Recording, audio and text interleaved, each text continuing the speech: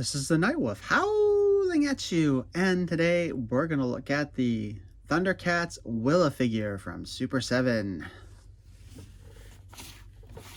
The slipcase is pretty boring, to be honest, and, you know, quite possibly a waste of money. We slide it open. We get a nice look at the figure and all of her accessories. Although, if we kind of look here, there is a lot of open space in the back of that. I mean, I realize that there are lots of larger ThunderCats figures and they're using the same packaging for all of them, but still, feels kind of like a waste. On the back, we get a nice image of her and some information. Wise and resourceful, Willa leads the tree-top-dwelling Warrior Maidens, allies of the ThunderCats of Third Earth. Though she initially distrusted the feline off-worlders, Willa recognized their leader Lionel's valor and integrity compared to the evil Mumra and the mutants. Together with her younger sister Nada, Willa often warns the Thunderian newcomers of Third Earth's many dangers. A master archer with an arsenal of trick arrows, Willa fights evil in all its forms.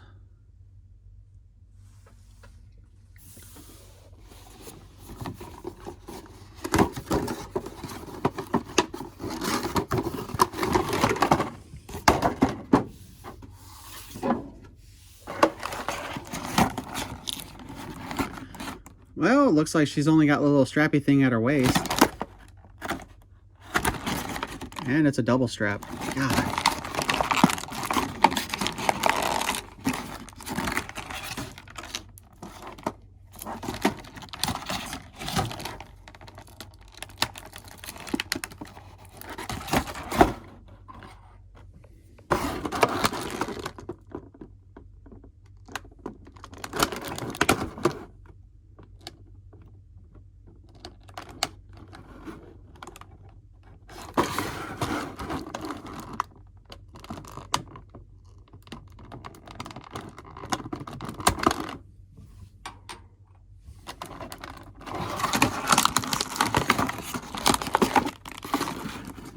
I gotta give credit to Super 7 in creating a package that holds the figures well in place even without the little strappy thingies.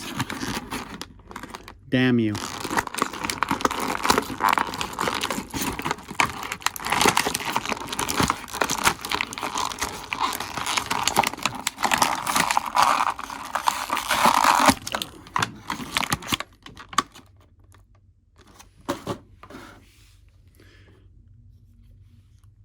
That was a huge pain in the ass. Oh, little dagger thingy. And it goes right in her little sheath there. We'll do that right now. So the ThunderCat Ultimates are basically based on the same kind of formation that the classics for Masters of the Universe originally did. So, and they have not actually improved articulation since then. Also, I don't know if this is a paint issue here or if it's supposed to be like that. Let me see. Her head should come off. I mean, she's got a second head. That is a teeny tiny ball joint. But yeah, there's like, they darken the cleavage area. Also, they didn't give her much in the line of boobs. So I don't know if that's just supposed to be a shadow there or if that's just a paint error. It's kind of hard to tell.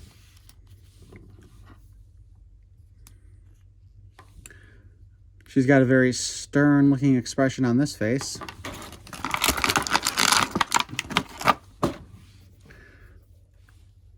And she's got a much happier expression on this one.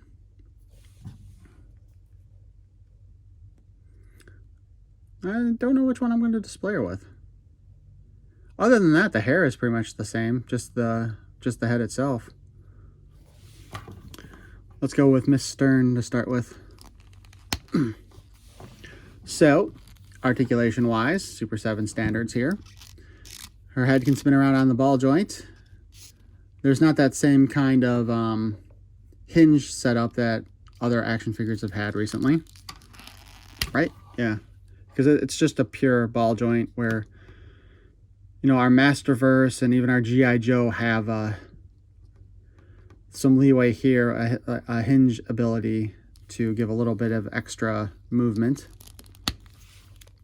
Yeah, Super 7 is definitely falling behind on the articulation game.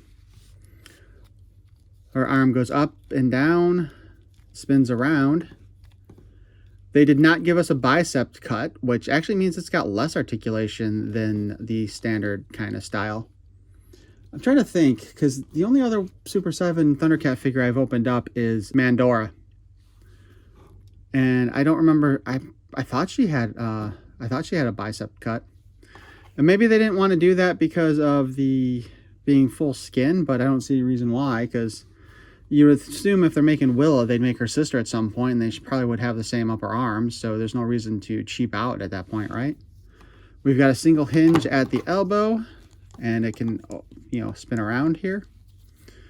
We've got a swivel at the wrist, and some in and out articulation on her fist, but she comes with a ton of extra hands.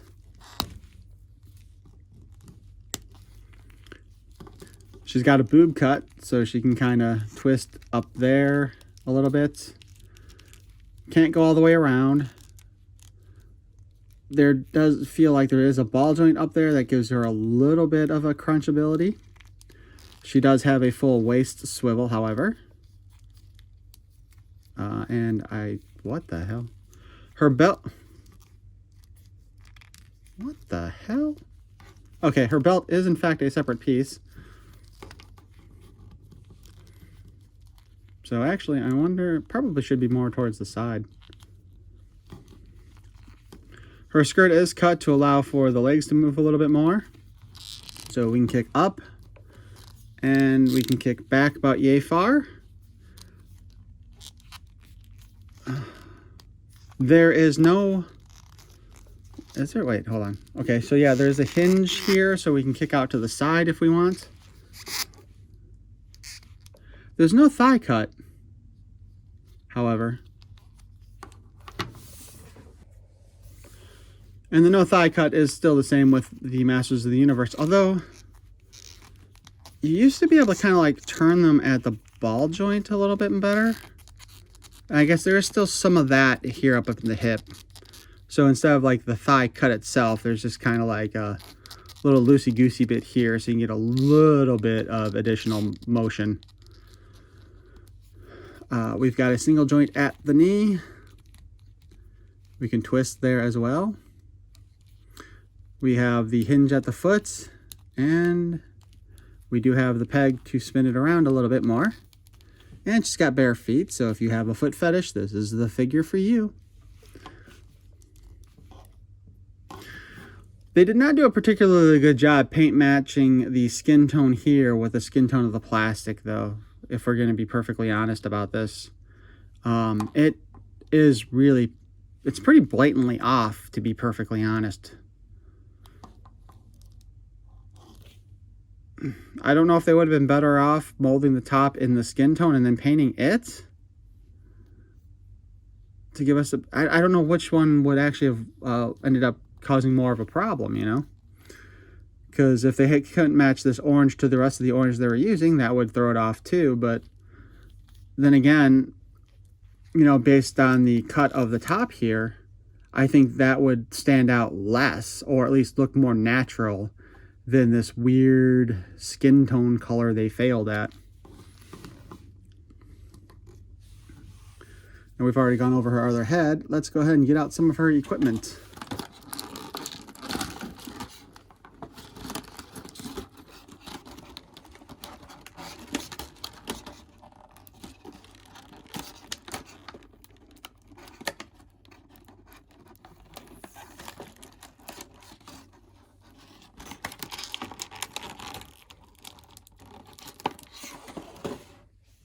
I'll deal with the hands later because there's so many of them, and I'm pretty sure every figure comes with the same hands. Well, obviously not the male and females having the same hands, but I'm going to bet that like Chitara probably has the same set of hands too. She comes with this little spider-like thing, which I'm sure has a name, but I don't know it offhand. It's been a while since I watched ThunderCats. Would have been kind of nice if they designed it better to stay on her. Oh, there we go. If we stick it slightly under her ponytail, we can get it to stand on her shoulder. Which, this is what I'm thinking it usually does in the show, but I'm betting it's on the other side. She comes with a bow that actually is strung with an elastic. Dude, I'm going to lose an arrow if I do this, but I'm going to do it anyway. And you can really shoot the arrow. I think other companies have avoided adding an actual elastic or even a string to bows, specifically because of some kind of safety concern law thing. Oh, shoots pretty good though. She's got a quiver with a bunch of arrows that don't come out, and no slots for the 2 arrows she's got that are there. It also looks like, I'm guessing that this arrow is one of those trick arrows. It probably has some kind of a charge on it, or maybe this is meant to be lit on fire. Her other arrow has a more traditional head to it. I wonder if that would shoot better. You know, at this point, it almost seems like I am trying to lose an arrow. That shot better, actually. And I just realized she's not got any hands for holding. Her hands are both fists right now, so I can't put that in her. The quiver looks like you can just hold it like this, but I wonder if we can pop the head off. I'm afraid that this is going to break. Honestly, the quiver looks like it's designed to stay on her side like a purse. Yeah, it definitely, it does not appear to be designed to fit over her across her chest like you would probably mostly see done. Because of the way that's shaped, it definitely feels like it's meant to be more like this. It's been a while since I watched ThunderCats, so I don't know if that is how it's supposed to be. And I'm also guessing that it's going to interfere with her head a little bit. Yeah.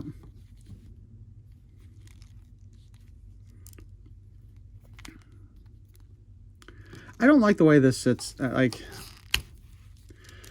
mean, even if she normally carries it like this, which to me wouldn't make much sense if you're going to be using it. Like, to be perfectly honest, traditionally speaking, it makes more sense for archers to actually have it on their belt than to actually have it over their back. But that's a whole nother story. So this I'm not a fan of. Let's go ahead and take a look at her different hands here.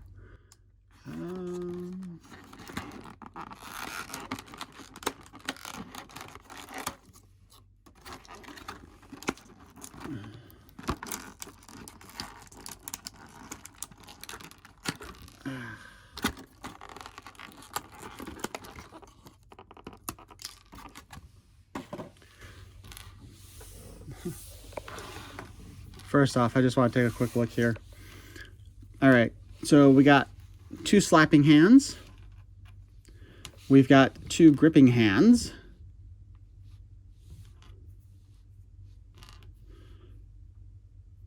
We have 2 hands that are doing spider fingers.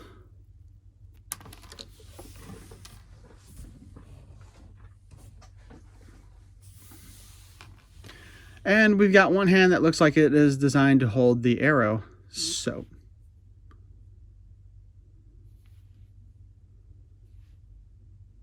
huh.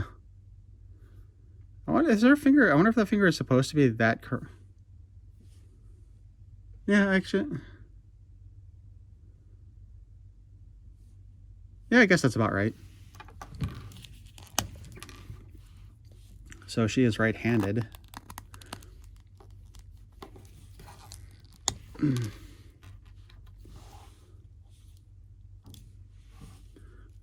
on a side note, it does look like her bracelet might actually be a separate piece from her arm and just glued into place. I wonder if that's the same. Well, I don't know if that's the same with the anklets. I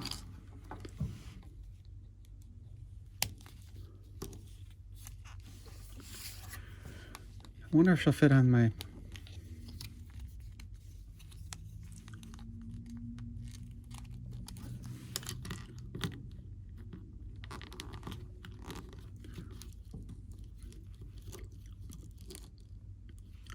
This being said, though, like...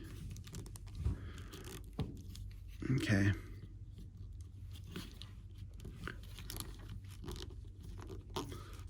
I wish that... This is where we need the thigh cut, right? To get her in a more realistic...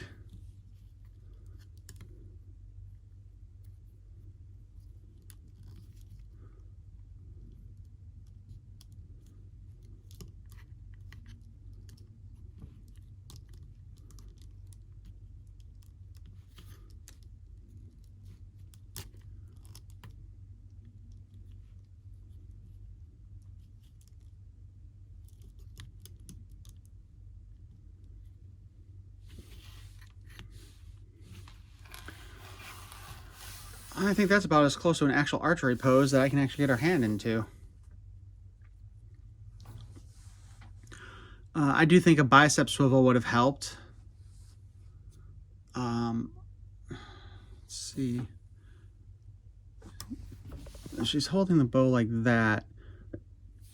It would be nice to have had one of the fingers up a little bit higher on this hand, so you could also string the arrow through that a little bit, because I'm thinking whenever I shoot a bow, I'm using this finger to help hold the arrow in place until I'm getting ready to actually let go.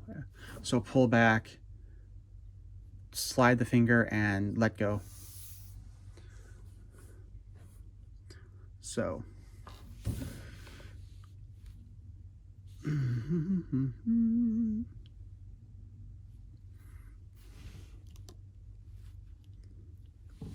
I think I honestly would have liked to have had a second bow with this, with an arrow kind of in place, not maybe not stuck into place.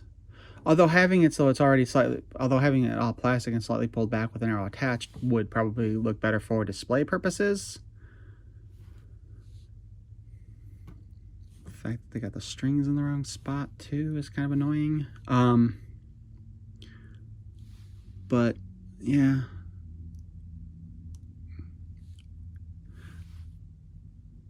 This just cries that something's going to come loose at some point and you're going to lose it. So it'd be nice if it was better situated. Like even having a little lip here, or just a little spot that can grip the arrow actually on the bow as well, so that you could actually have it firmly in place. But I guess in order to do that, then they'd have to have it set up specifically. But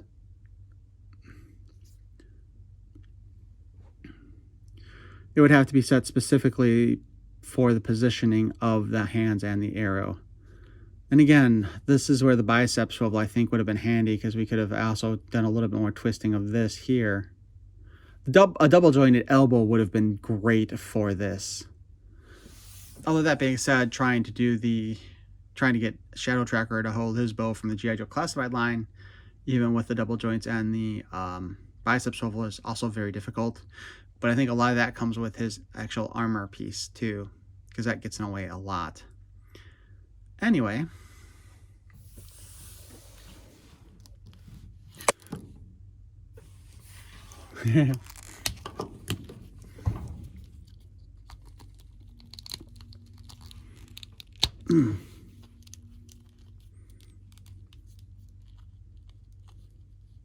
Her sheath is actually pinned in there too, so it can swivel around a bit too.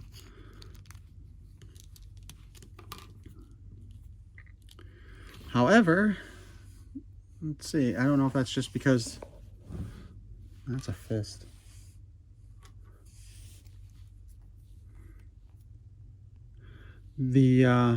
It's not too bad here, but definitely once you take the bow out of the hand, that grip is a little bit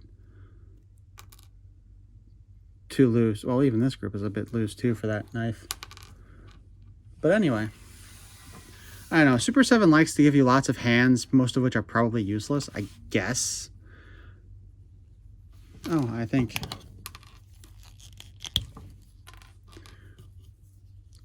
suppose these could be angry clawing hands.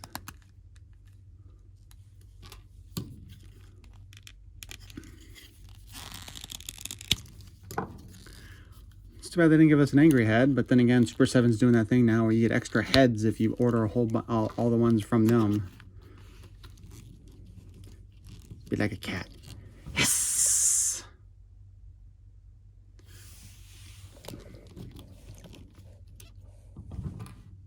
Anyway.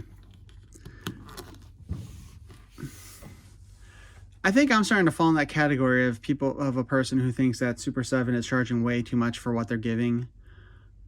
I think they need to up to their articulation game.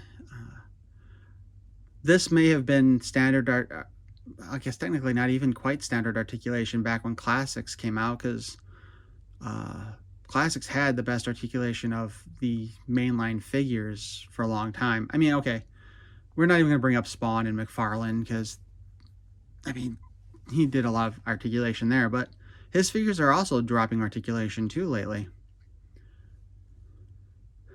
I do think, like I said, Super 7 needs to up their articulation game. I guess technically they will be when they do their G.I. Joe O-Ring figures. I'm kind of curious how those will turn out. However, if their reaction figures are $20 already, I imagine their O-Ring figures are going to be at least $40 to start with, and I don't see myself buying them at that price. But I am betting they're less likely to go on clearance or sale than the ThunderCats and the Silverhawks figures, and even the Ninja Turtle stuff has been doing. So anyway, I hope you liked this review and that it was informative to you. Please feel free to like, comment, and subscribe. It'd be nice to have more subscribers. No chance I'm getting one of them plaques, but you know, whatever. Peace and love.